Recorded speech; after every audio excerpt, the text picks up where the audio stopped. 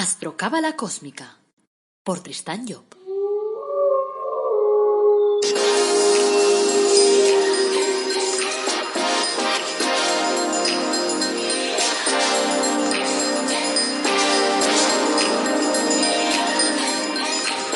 Astrocábala cósmica, episodio 63. Te brindo una calurosa bienvenida a Astrocábala cósmica, el podcast en el que te hablamos de astrología cabalística y de cábala de una forma amena, directa y clara, de aplicar día a día en tu casa, de aplicar todos los días en tu vida. Soy Tristán Job, tu astrólogo, cabalista y escritor cósmico, y llevo más de 30 años aquí trabajando el tema de la cábala. Hoy es miércoles 22 de julio de 2020. Este es el episodio 63 y como cada miércoles vamos a dar un poquito de cábala. El título del episodio de hoy es El sexo, la adolescencia y otras cuestiones. Interesante, ¿verdad? Bueno, antes de nada, como siempre, quiero recordarte que en el Árbol Dorado Academy, esa página web maravillosa que tenemos, te ofrecemos cursos gratuitos, en 3 palabras si quieres, como diría nuestro amigo Jesulín. Y además tenemos productos de crecimiento personal que son únicos, como los ángeles de la cábala o el árbol de la vida personalizado. No lo encontrás en ningún otro sitio del mundo mundial. Luego, además, decirte que he sacado un nuevo libro que se llama La búsqueda de la felicidad a través del árbol de la vida. Y que trata precisamente de eso, del árbol de la vida. Pero trata del árbol de la vida de una forma clara, directa, dándote claves para poderlo aplicar todos los días a tu vida y por lo tanto para poder mejorar tu vida. Está en versión de papel y en versión de ebook y la encuentras en Amazon. Y también tenemos una página web que se llama tristanjob.com y allí te ofrecemos también la posibilidad de hacerte tu carta astral para que sepas un poquito cómo manejarte en la vida. Bueno, dicho esto, vamos a empezar con un cuento. Dice, al cabo de 10 años de aprendizaje, Zeno creía que ya podía ser elevado a la categoría de maestro zen. Un día lluvioso fue a visitar al famoso profesor Nanin. Al entrar en casa de Nanin, este preguntó, ¿has dejado tu paraguas y tus zapatos en el exterior? Por supuesto, respondió Zeno. Es lo que manda la buena educación. Actuaría de la misma manera en cualquier lugar. Entonces dime, ¿pusiste el paraguas a la derecha o a la izquierda de tus zapatos? Zeno se quedó pensando. Dice, no lo recuerdo, maestro. Dice, el budismo zen es el arte de tener conciencia sobre todo lo que hacemos, le dijo Nanin. La falta de atención a los pequeños detalles puede destruir por completo la vida de un hombre. Un padre que sale corriendo de la casa puede olvidar el cuchillo que ha dejado al alcance de su hijo pequeño. Un samurái que no mira todos los días su espada terminará por encontrarla oxidada cuando más la necesite. Un joven que olvide llevarle flores a su amada va a terminar por perderla. Y Zeno comprendió que aunque conociera bien las técnicas zen del mundo espiritual, había olvidado aplicarlas en el mundo de los hombres. Bueno, hoy tenemos varios temitas ahí a tratar. Y vamos a empezar por uno que creo que es muy interesante y que probablemente pues le gustará más de uno, sobre todo los que tienen hijos adolescentes. El tema es precisamente la adolescencia. Voy a dar un apunte sobre la adolescencia desde el punto de vista de la cábala, claro, para eso estamos. O sea, porque es un tema que preocupa a muchos padres y es motivo de numerosas consultas de gente que viene a verme. Cuenta la tradición cabalística que desde su nacimiento hasta los 14 años, más o menos, porque claro, se trata de una edad simbólica, la criatura está conectada con el cuerpo de deseos de la madre y por lo tanto está conectada con sus emociones. Esto puede comprenderse cuando vemos que la madre, por ejemplo, pasa por un proceso de tristeza y sus hijos se conectan con esa energía. Los bebés, por ejemplo, suelen llorar mucho cuando la madre está pasando por la depresión posparto, cuando su madre lo está pasando mal. Cuando me viene a ver a veces madres que acaban de tener hijos, dicen, ¿cómo hago para calmar a mi hijo que llora mucho? Digo, cálmate tú. Y entonces cuando les doy varias pequeñas técnicas para poderse calmar, entonces inmediatamente la criatura entra en orden. Pero volvamos al tema de la adolescencia. A los 14 años, más o menos, eso depende de la madurez, digamos que hoy en día los jóvenes van más rápido, desconectamos del cuerpo emotivo de la madre. Tienes que hacerte la idea que es como si la manguera de una gasolinera estuviera ahí llenando el depósito del coche. Y cuando se acaba de llenar ese depósito, apartamos la manguera. El adolescente, cuando llega a este periodo, se desconecta de su madre. Claro, es un proceso inconsciente, evidentemente. Desconecta su manguera para conectarse a su propio cuerpo de deseos. Y como para él su cuerpo emotivo es virgen, porque no lo ha utilizado todavía, está sin usar, pues se encuentra como estaría un extraterrestre en un parque infantil. O sea, todo es nuevo. No sabe cómo funcionan las cosas. Lo único que sabe es que no puede seguir haciendo lo mismo de la misma manera que antes. Claro, vuelvo a decir que todo eso es un proceso inconsciente. El adolescente no se da cuenta. Lo único que siente es que hay algo que no es normal, algo que no es lo mismo, algo que no puede continuar. Así nos encontramos, claro, que de la noche a la mañana, pues puede suceder a veces bastante de golpe, y por eso vienen a verme más madres desesperadas, porque nuestro adolescente decide que ya no quiere los mimos de la madre, ya no quiere ver la tele con ella, ya no quiere que la abrace, por lo menos delante de los demás. O sea, quiere hacer las cosas solo. Pero, claro, no sabe muy bien cómo hacerlas solo. En su interior se está produciendo como una especie de revolución. Entonces, claro, si en estos casos el adolescente contara con la ayuda de sus padres, sería mucho más fácil. Pero claro, como estos también desconocen la mecánica de lo que está pasando, lo único que perciben es que el retoño se aleja de ellos.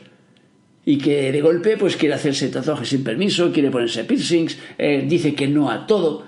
Sobre todo y especialmente a la madre, al padre también, pero especialmente a la madre, porque como la madre es la que ha estado surciendo, pues entonces al quitar la manguera de la madre, pues claro, el adolescente se queda ahí colgado diciendo no, no, no y no. Claro, desgraciadamente no existe el libro de instrucciones para afrontar esos casos.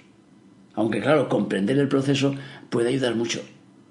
Quizás lo mejor, claro, siempre sea mostrarse comprensivos y darle al adolescente un poco más de margen de maniobra para que aprenda a poder comprender sus propias emociones, lo cual evidentemente no es fácil, y no es fácil para ninguna de las partes. La clave para mantener unas relaciones armoniosas es intentar evitar la confrontación, claro, lo cual evidentemente no es evidente. Como el adolescente está pasando por un periodo de conexión con una nueva realidad, claro, a menudo se cree que sabe mejor que nadie lo que le conviene, lo cual es falso, claro, porque está arrancando en una película nueva, por lo tanto no lo sabe. Necesita todavía la tutela y la guía de sus padres. Pero claro, estos deberían aprender a ir variando las tácticas, porque lo que mejor funciona con el adolescente es ganarle la partida a través de la inteligencia, ya que todavía no se ha conectado con su cuerpo mental. La táctica que yo he comprobado, que da mejor resultado, es reaccionar de forma distinta a lo que el adolescente piensa, a lo que espera de nosotros. Si piensa que te vas a enfadar por algo, no lo hagas. Razónale por qué no estás de acuerdo, pero sin lanzarte directamente a la reprimenda o al castigo. Por ejemplo, imaginemos que te enteras que tu adolescente pues está yendo con malas compañías. Claro, lo más normal es que tú ya quieras ir directo al grano, vamos, a saco, como dicen. Entonces, ¿qué haces? Le dices, oye, esa gente son mala gente, no estás viendo que son mala gente, no ves que no tienes que ir con esa mala gente, te van a llevar por mal camino, te van a llevar a delinquir, te van a llevar a esto, a lo otro, porque son mala gente, porque mira cómo van, porque mira cómo van vestidos, porque mira cómo van tatuados, bla, bla, bla. Todo ese rollo que nosotros nos inventamos. Y claro, con lo único que conseguiremos con eso es conseguir que sienta que no le has comprendido y que quieres dirigir su vida, lo cual todavía es peor, porque se va a oponer, pero con todas sus armas. Entonces, claro, ¿cuál podría ser la táctica en este caso? Reforzar su autoestima. Hacerle ver lo importante que es que tome sus propias decisiones sin la influencia de los demás. Que aprenda a mantener su mando a distancia. Y hacerle ver a veces que las personas quieren inducirnos a hacer cosas que no están dentro de nuestra ruta natural. De esta forma tendrá la impresión de que estás a su lado y no en su contra. Y de paso probablemente confiará más en ti. Claro, muchas veces pues los padres me cuentan que cuando eran jóvenes bastaba con una mirada de sus padres para que reaccionaran. Todavía había el otro día un hombre que me comentaba esto. Dice, es que no lo entiendo. Nosotros éramos 10 hermanos, me dice. Y claro, nos miraba mi padre y ya sabíamos lo que tenemos que hacer. No nos tenía ni siquiera que abrir la boca. O sea, sin decir nada, nosotros ya estábamos todos firmes. Ya. Pero claro, como le dije a él, te lo digo a ti también, lamento decirte que eso se acabó. Ya no funciona. El sistema de miradas ya no va. No sé si es que nuestros jóvenes no ven bien. A lo mejor es que necesitan unas gafas especiales. Pero eso no funciona ni siquiera para ligar. O sea que recuerdo, por ejemplo, el caso de una madre que vino a consultarme hace poco y me contó que su hija adolescente empezaba a salir con chicos. Y que otra madre le había contado que iban, la niña esta, junto con la hija de la otra, iban con chicos de mala vida, así los llamó ella. Ella estaba, claro, escandalizada y quería prohibir a su hija salir de casa. Y claro, ¿yo qué le dije? Digo, chica, si tú vas a las bravas y vas intentando prohibirle y tal y cual, va a salir igualmente porque te las va a colar por un lado o por otro, se va a escapar del colegio, te hará alguna, o sea, de una forma o de otra, te conectará a través del WhatsApp, a través del otro, a través del Instagram, a través de lo que sea. Entonces, ¿cuál es la película? La película es hacerle ver lo importante que es ella, que es lo que intenté hacerle ver a esta madre. Decirle, intenta colocarte al lado de tu hija, no en contra de ella. Entonces dirá, a ver, explícame, es que claro, es que he conocido a un chico y tal. Bueno, pues cuéntame, a ver, ¿cómo es ese chico? Y claro, de alguna forma te muerdes la lengua, porque tú tienes ganas de decirle, pero ¿cómo un chico? Pero si no tienes edad de hacerte el desayuno tú sola casi, y vas a estar yendo con chicos, no puedes andar por ese camino, porque no harás nada. Se te va a colocar en contra, tiene que sentir que estás a su lado. ¿Y cómo haces eso? Pues te tragas saliva e intentas ponerte a su lado realmente. Y entonces le dices, bueno, dice, a ver, ten en cuenta una cosa, las chicas es importante que sepan lo que quieren. Tú tienes que saber lo que quieres y tienes que hacerte valer. Si tú te das ahí al primero que viene y le das lo que busca de ti, ¿qué pasará? Que no te tenga en cuenta. Entonces te apuntará en su lista, se reirá con sus amigos diciendo, mira, otra conquista más. Y te entenderá como una más de la lista. Y tú no eres una más. Tú eres mi hija, tú eres una chica maravillosa, tú eres la leche. Por lo tanto, no te dejes engañar por cualquiera, no te dejes enganchar por cualquiera. Mueve tus propios resortes, hazte valer, haz las cosas al ritmo que tú quieres hacerla, no al ritmo que te quieren llevar a hacer los demás. Si le dices ese tipo de cosas, entonces ella se da cuenta entonces que lo que estás haciendo es dándoles consejos para hacer las cosas bien, no diciéndole lo que no tiene que hacer. Entre otras cosas porque, como decía el Peret, no sirve de nada, no sirve de nada, no sirve de nada. Bueno, ahí dejamos el tema de la adolescencia y los que tenéis hijos adolescentes, que os vaya bonito. Yo, los míos, ya hace rato que dejaron de serlo y la verdad es que su adolescencia pasó bastante bien. No sé si porque yo a lo mejor sabía alguna técnica más que también me habían enseñado a mis padres, pero el hecho es que ya digo, no recuerdo haber tenido ningún tipo de problema ni con mi hija ni con mi hijo durante su adolescencia. O sea que besitos para todos vosotros y que os vaya genial esa adolescencia. Vamos, a por el toro. Bueno, siguiente tema, el sexo. Me preguntaba una madre cómo se decide antes del nacimiento el sexo de una criatura. El sexo de la criatura se decide en el seno de la madre, previo acuerdo de acuerdo, digamos, del jefe interno con los señores del destino, que son los que se encargan de la película.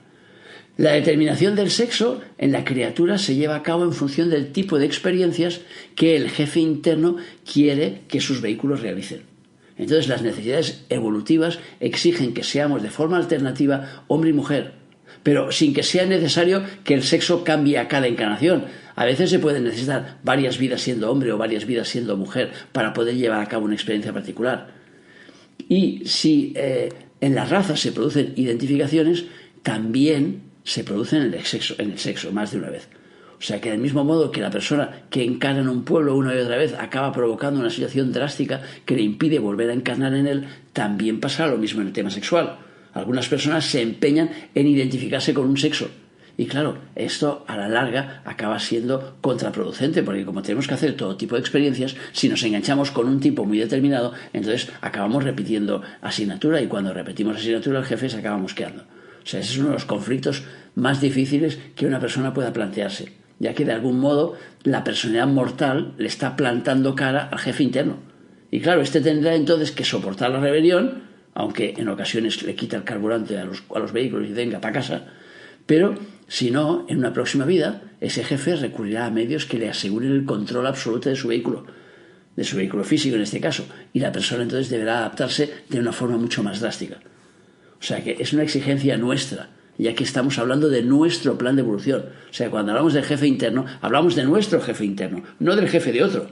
O sea, identificarse demasiado con un estado equivale a una paralización y por tanto equivale a un retraso.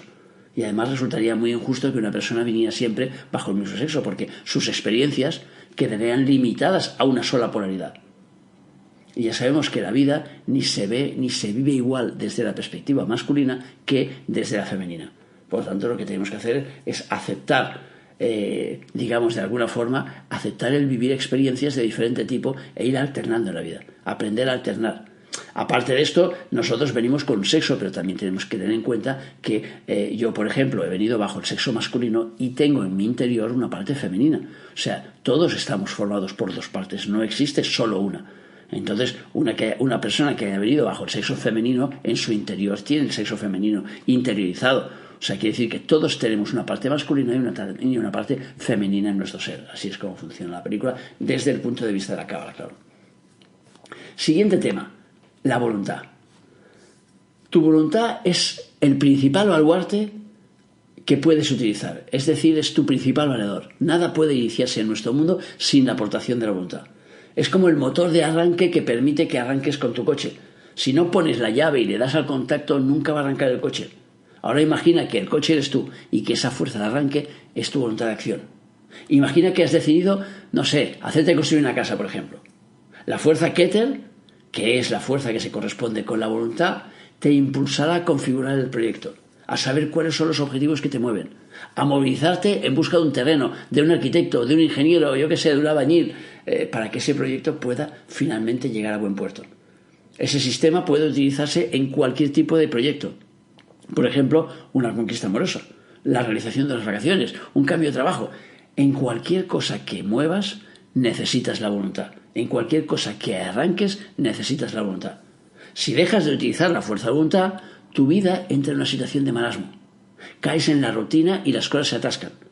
Y en ciertos casos, en este caso, el no uso de la voluntad, puede llevar a la persona hacia la depresión. Es como si el coche estuviera en un cementerio de coches. La buena noticia es que la fuerza de voluntad nunca se agota y siempre está a nuestra disposición para que podamos utilizarla cuando estemos dispuestos.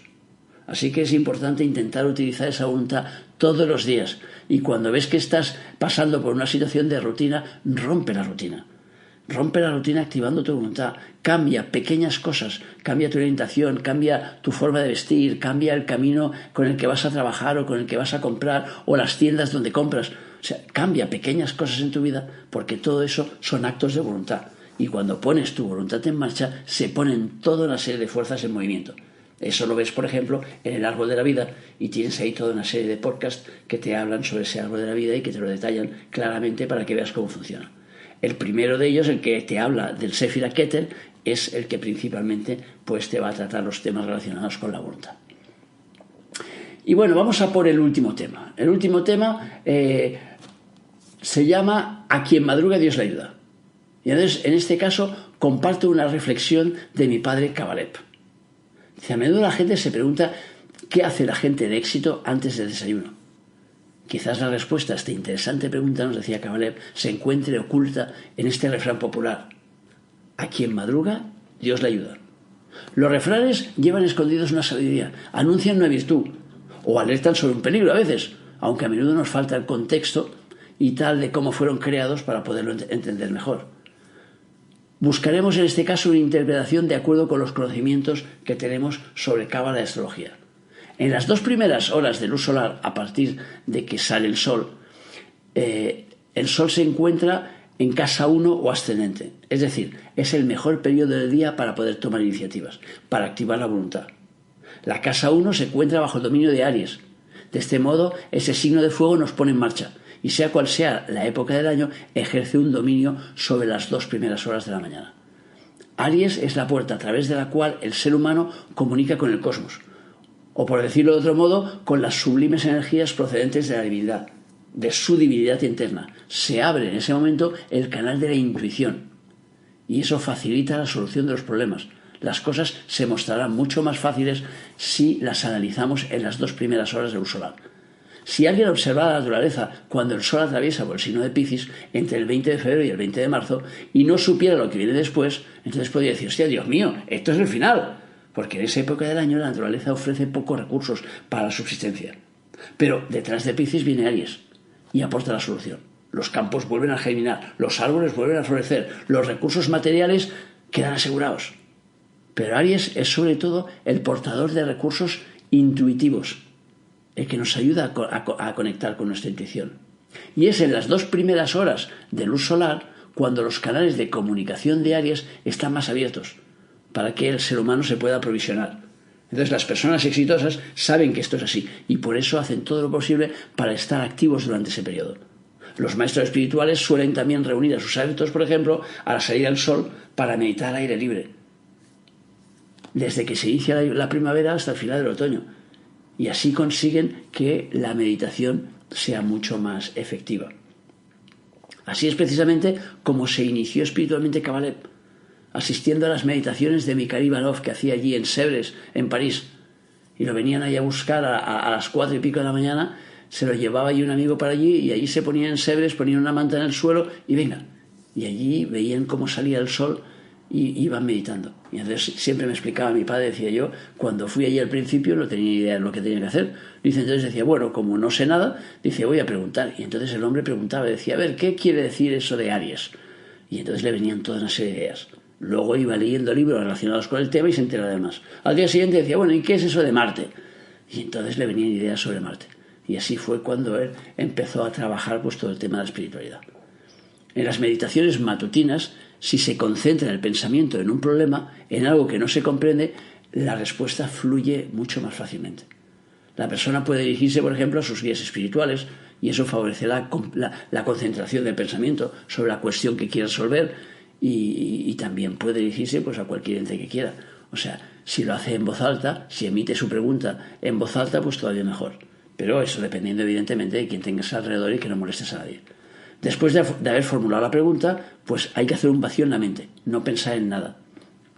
Olvidar la existencia del cuerpo, cerrar los ojos y esperar a que la mente se llene de forma que nos vengan pensamientos del exterior.